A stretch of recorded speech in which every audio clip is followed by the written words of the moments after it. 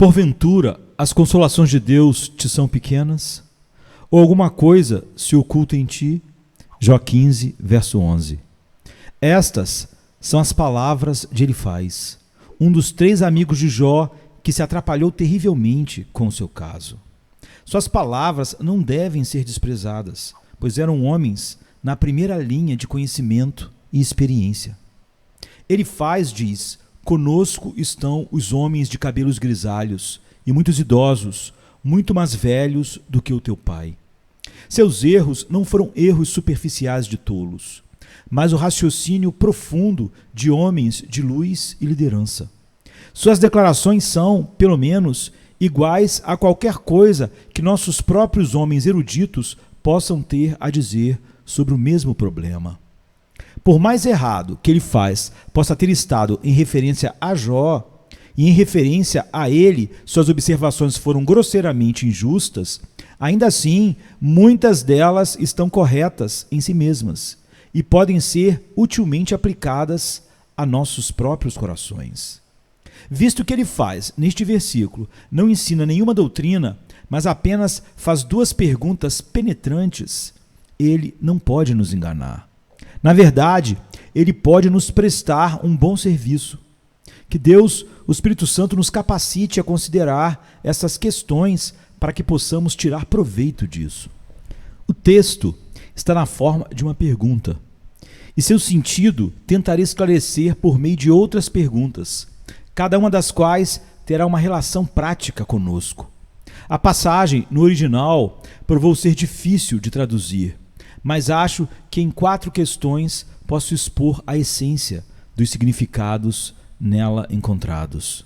Se realmente somos crentes no Evangelho e vivemos perto de Deus, nosso consolo deve ser muito grande. Ao passar por um mundo conturbado, precisamos de consolos, mas esses são abundantemente fornecidos por nosso Deus, e sua influência sobre nós deve ser muito grande. Não devemos ser infelizes, pois temos alegria que nos é imposta pelo preceito: alegrai-vos sempre no Senhor. E esse preceito é, em substância, frequentemente repetido. É dever e privilégio dos cristãos ter bom ânimo. Se não estivermos contentes, mesmo em meio às nossas provações, há uma razão para isso. E faremos bem, neste momento, em usar o texto como uma vela para buscarmos essa razão. São pequenas as consolações de Deus para contigo? Ou alguma coisa se oculta em ti? Você considera as consolações de Deus como pequenas? Você julga que os confortos da fé são insignificantes? As consolações de Deus são pequenas demais para ti? Eu perguntaria a você primeiro: você acha que o Evangelho torna os homens infelizes? Você envenenou sua mente com aquela invenção do inimigo? Você já se fez crer que a piedade consiste em autocondenação mórbida, desânimo, apreensão e pavor? Nesse caso, me permita avisá-lo de que existem muitos erros populares e que, neste caso, a fama comum é um mentiroso comum. Você encontra no pregador e nos membros de sua igreja alguma confirmação dessa afirmação tola? Espero que não. Podemos assegurar-lhe pessoalmente que as alegrias do Evangelho não são de forma alguma escassas em nosso caso. Imploramos a você que não deixe um preconceito infundado cegar seus olhos para a verdade. Espero que, como os bereanos, você tenha um espírito nobre e examine o que é dito. Não é o seu veredicto diferente daqueles que tentaram a piedade para si mesmos? Você não sabe que muitos, pela alegria que encontraram no amor de Cristo, renunciaram a todos os prazeres pecaminosos e os desprezaram totalmente? Eles já foram fascinados com o mundo, mas experimentaram alegrias maiores e se livraram do feitiço. Aquele que bebe do rio da água da vida considerará as correntes do pecado como sujas e salobras, e não mais beberá delas. Muitos crentes, pela alegria que lhes é proposta, têm, no serviço de Deus, enfrentado muito ridículo, suportado severas perdas e suportado grandes sofrimentos, quando não a morte, e têm feito isso com deleite e alegria. Você não observou também em muitos cristãos aflitos uma paz que você mesmo não conhece? no meio da aflição? Você não observou a paciência deles diante da adversidade? Eles têm sido pobres, mas perfeitamente satisfeitos. Eles têm estado doentes, mas ainda assim alegres. Torturados pela dor, mas alegres. Sob a apreensão de operações cirúrgicas, você não os viu alegremente descansando? Você já viu um cristão verdadeiro morrer? Quantas vezes os ouvimos cantar em seus estertores de morte, que tem sido para eles alegria de morte, alegrias de morte. Não é um fato que não pode ser contestado que a fé em nosso Senhor Jesus elevou os tristes e tornou outros extremamente felizes. Essa alegria brotou inteiramente de sua esperança em Cristo, de sua comunhão com Deus, de seu deleite na verdade revelada na Sagrada Escritura. Não temos entre nós, na comunhão cristã, muitas provas notáveis de que, como dizem os versos, é o Evangelho que pode dar o mais doce prazer enquanto vivemos. Portanto, meu questionador amigo, cabe a você examinar este assunto e não ficar com a impressão de que as consolações de Deus são pequenas. Se você conheceu algum cristão, entre aspas, que deu essa impressão, tenha certeza de que ele não está em comunhão com o Deus verdadeiro. Aqueles cuja experiência afirma que as alegrias do Evangelho são grandes, não são pessoas tolas. Dê o devido valor ao seu testemunho e creia que as consolações de Deus são preciosas além do que a palavra humana pode expressar. Em meio a muitas dores e aflições, posso assegurar-lhes pessoalmente que é uma coisa abençoada confiar no Senhor. Você vai me seguir quando eu lhe perguntar. Após consideração, você não vai alterar o seu julgamento? Quais são essas consolações de Deus? Quanto mais você souber delas, mais terreno terá para acreditar que elas devem ser muito grandes. Elas são as consolações de Deus. Se o próprio Deus se digna a confortar os homens, não os alegrará muito, com uma alegria indizível e cheia de glória? Conhecendo a tristeza humana e pisando do alto de sua glória para confortá-la, é concebível que ele trabalhe em vão ou que ele falhe? Você acha que o todo-suficiente não pode fornecer consolo igual à aflição ou superior a ela? As consolações de que falamos são aplicadas pelo Espírito de Deus. E para provar o quão zelosamente ele realiza a sua obra, ele tomou o nome de Consolador. O Consolador, o Espírito Santo, você acha, virá a qualquer coração humano com consolações insuficientes? Ele vai brincar com nossas dores? Será que ele não sabe dar a luz do sol quando o nosso dia está escuro de tristeza? Acho que não. Além disso, o Senhor Jesus Cristo, o Filho eterno de Deus, é a substância dessas consolações. Ele é chamado de a consolação de Israel. Pode um homem ter Cristo como sua porção e ainda assim ser pobre, desconsolado, aflito, sem alegria? Pode um homem ter Jesus como sua alegria e ainda assim estar sobrecarregado de tristeza?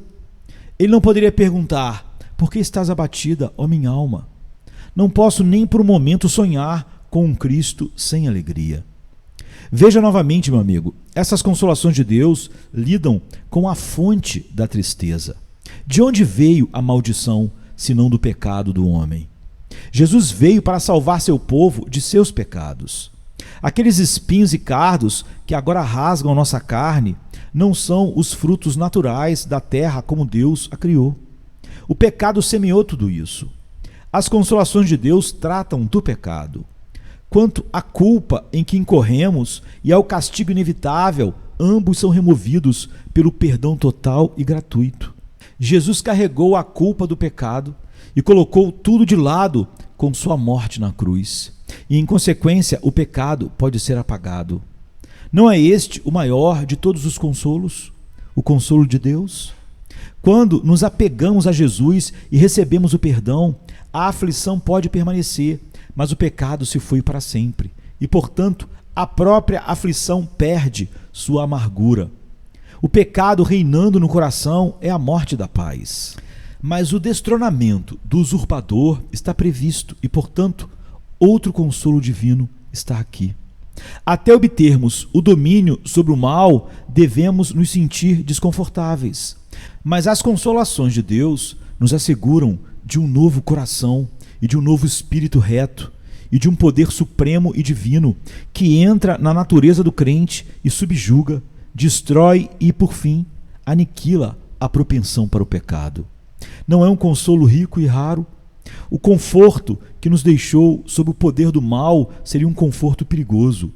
Mas o conforto que tira a culpa e o poder do pecado é glorioso de fato. Não sonhe que pode ser pequeno.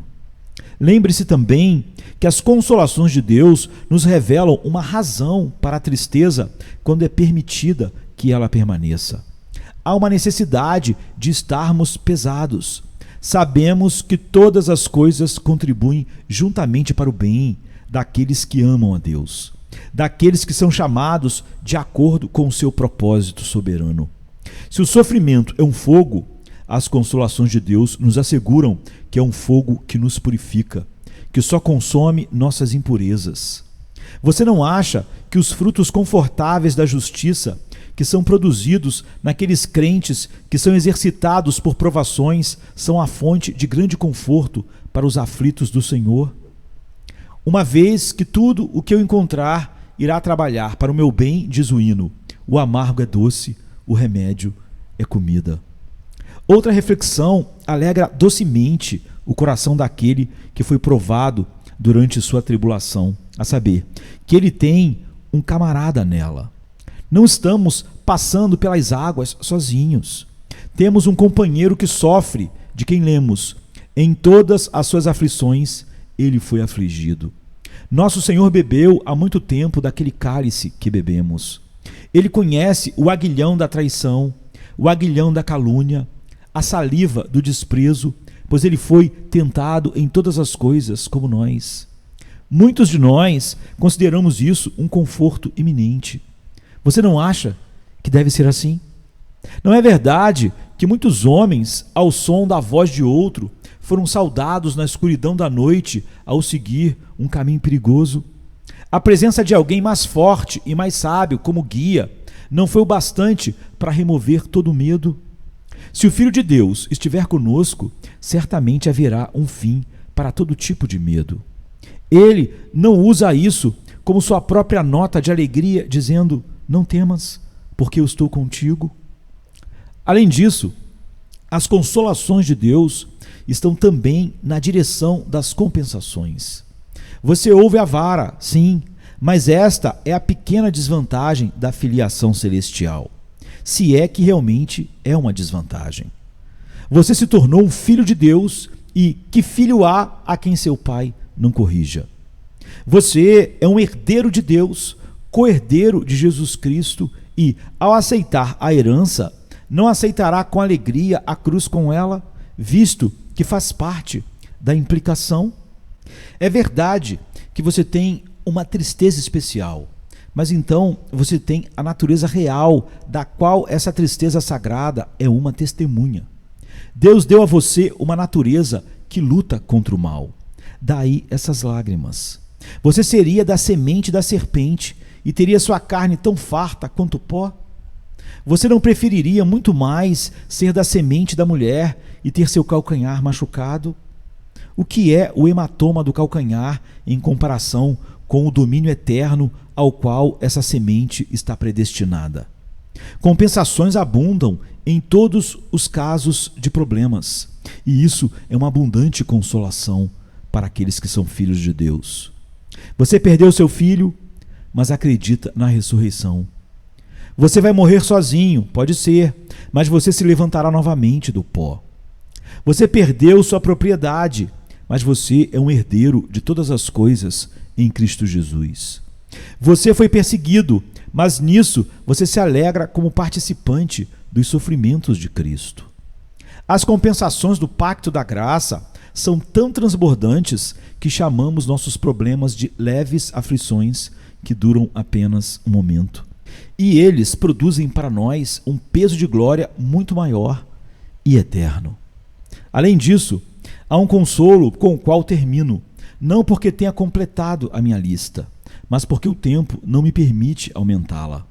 Há o consolo de que você está no seu caminho de volta para casa e que a cada momento você se aproxima para o descanso eterno. Quando chegarmos ao céu, esqueceremos as provações do caminho. Uma hora com nosso Deus compensará uma vida de dor. Você definha naquela cama, mas se definha para a imortalidade, não se lembrará mais da sua angústia. Quando sua cabeça usar a coroa e sua mão balançar a palma, você terá muita alegria por ter sido considerado digno de ser perseguido e sofrer por causa de Cristo. Ó senhores, não temos o melhor disso? Quaisquer problemas que possam surgir para nós como cristãos, muito mais alegria vem com eles. Que temos o melhor do negócio.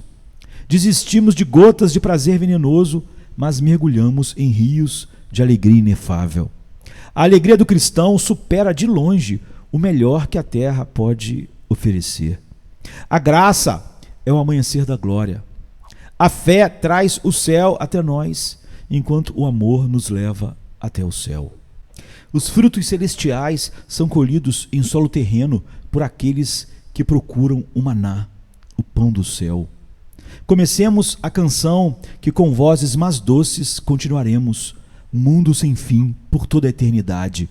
Como diz o verso, aquele que nos amou e nos salvou com seu próprio sangue, seja a ele a glória para todo sempre.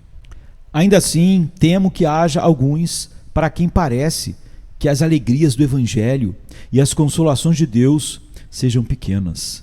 Deixe-os corrigir seu erro, pois a verdade de Deus é muito diferente e nos leva à abundante alegria à sua mão direita. Porventura, as consolações de Deus te são pequenas? Ou alguma coisa se oculta em ti? Jó 15, verso 11.